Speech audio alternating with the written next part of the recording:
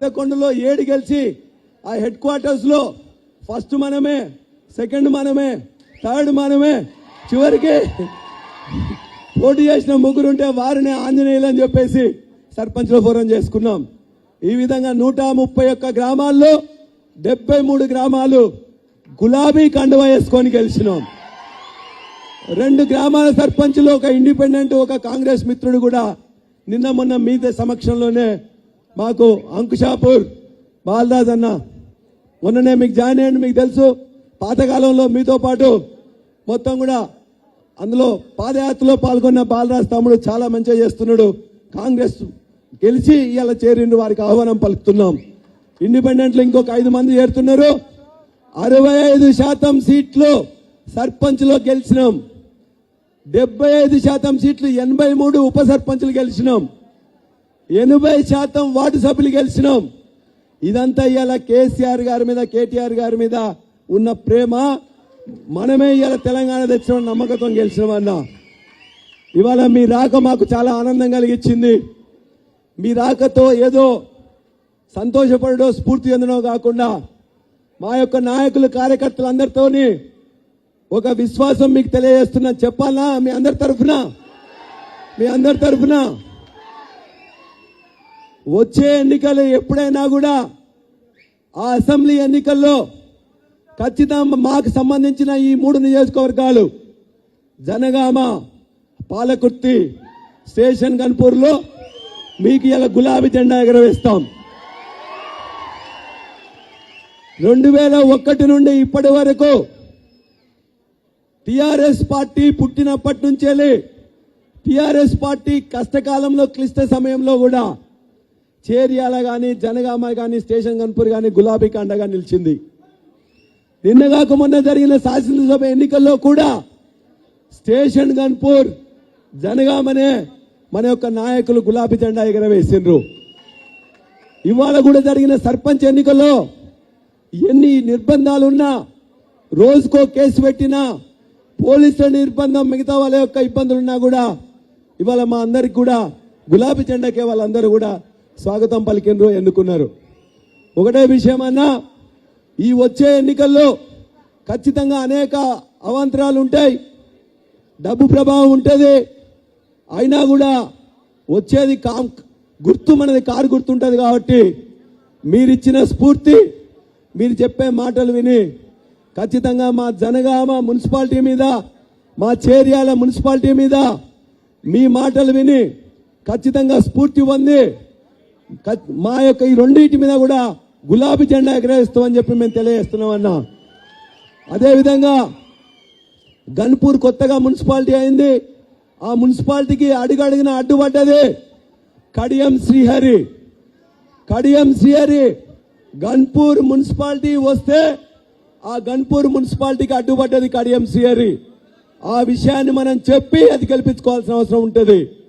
మేము మా దగ్గర ఉన్న సమస్యలు ఒక 3-4 ఉన్నాయన్నా. జనగామ జిల్లాలో ఇప్పటికే కరెంటు సాయంత్రం 5 గంటలకు తీసేస్తున్నారు. మళ్ళా పొద్దున 1ంటికా, 2ంటికా, 3ంటికా, 4ంటికా తెలియట్లేదు. కరెంటు 12 గంటల కంటే ఎక్కువ ఇవ్వట్లేదు. ఈ విషయం మీద మీరు ఖచ్చితంగా, మేము ఇక్కడ మాట్లాడుతున్నాం, రాష్ట్రంలో కూడా మీరు మాట్లాడాల్సిందే తెలియజేస్తున్నాం. జనగామలో 5 జిల్లాల్లో ఏదైతే ఇలా యాప్ అని పెట్టినరో అది జనగామ, ఆదిలాబాద్, మహబూబ్ నగర్, పెద్దపల్లి, నల్గొండ. ఆ యాప్లో కూడా ఇలా ఫెయిల్ అయిన తర్వాత మళ్ళా కార్డు అని మొదలు పెట్టినరు.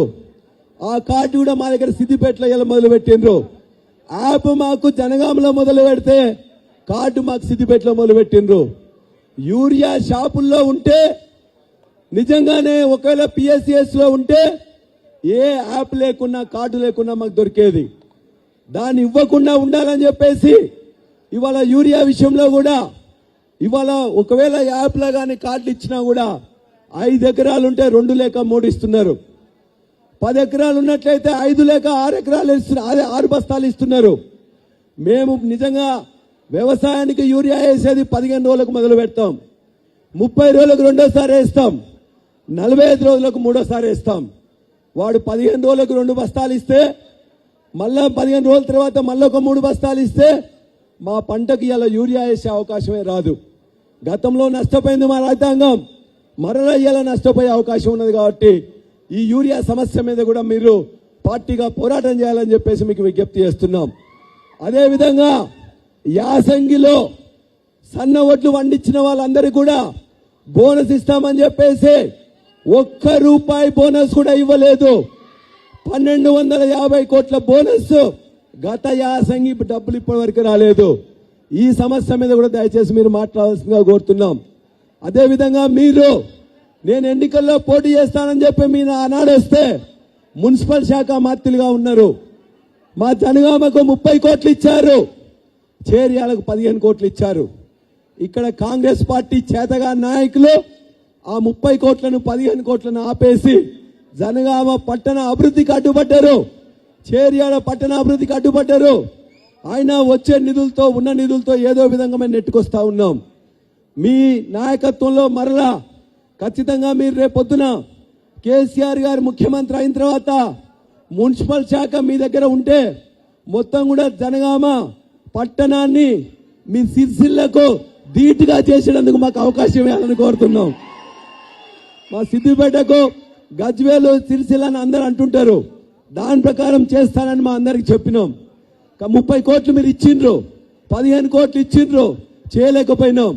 3 సంవత్సరాల తర్వాత మనదే ప్రభుత్వం రాబోతుంది. రామన్న మన మున్సిపల్ మంత్రిగా కూడా ఉంటారు. కాబట్టి ఖచ్చితంగా మా జనగామను, చేర్యాలను, గన్పూర్ను కూడా మీతో పాటు తీసుకెళ్లాలని చెప్పేసి కూడా ఒక మాట చెప్పాలని చెప్పి కూడా నేను కోరుతున్నా. చివరిగా మా పద్మశాలీలు ఇక్కడ చాలా మంది ఉంటారు పట్టణంలో, చాలా వాళ్ళకి కావాల్సిన కోసం మీరు కృషి చేసిండ్రు. సిరిసిల్ల రైతాన్ మొత్తం పద్మశాలీల కోసం ఏదైతే కృషి చేసిండ్రో ఇప్పటిదాకా మీరు చేసిన స్కీమ్స్ ఏమి రావట్లే, డబ్బులు రావట్లే, చాలా ఇబ్బంది పడుతున్నారు పద్మశాలి సోదరులు. దాని గురించి కూడా ఒకసారి మాట్లాడాలని చెప్పి కోరుతూ, ఇవాళ దరిదాపుగా మేము 3-4 వేల మంది వస్తామని చెప్పినాం. ఒక 1000 మంది స్టేషన్ గన్పూర్ నుంచి వెళ్ళి 1000 మంది మా దయన్న, మేము జనగామ జిల్లా కాబట్టి 2000 వస్తా అనుకుంటే 10,000 మందికి పైన వచ్చిండ్రు. ఇప్పటికే చాలా మంది వచ్చిండ్రు. పాలకుర్తి సర్పంచ్ అందరు వచ్చి చెప్పిన తమ్ముడు, పాలకుర్తి వాళ్ళు మా అన్నయ్య చెప్పుకుండు కదా అని, పాలకుర్తిలో దేవరూపులలో అత్యధికంగా ఎక్కువగా గెలిచిండ్రు. దయన్ననే చెప్పిండని చెప్పేసి నేను చెప్పలే, మా రాజన్న మర్చిపోయిందని చెప్పి నేను చెప్పినాం. ఓకే, పాలకుర్తిలో కూడా దయచేసి అన్నలు కూడా పాలకుర్తిలో 3 మండలాలలో మా అన్న చెప్పిండు, మీకు ఇంతకుముందు 45,000 మెజార్టీ తొర్ర అయితే ఇప్పుడు మళ్ళీ బొర్రలాగా 18,000 మెజార్టీ వచ్చిందని చెప్పింది. కాబట్టి అందులో అన్ని కలిసినాయి. అన్ని సర్పంచులు దేవరూపులలో మెజార్టీ గెలిచిండ్రు. మిగతా దానిలో కూడా మీరే పెద్ద మెజార్టీలు గెలిచినని చెప్పేసి కూడా తెలియజేస్తూ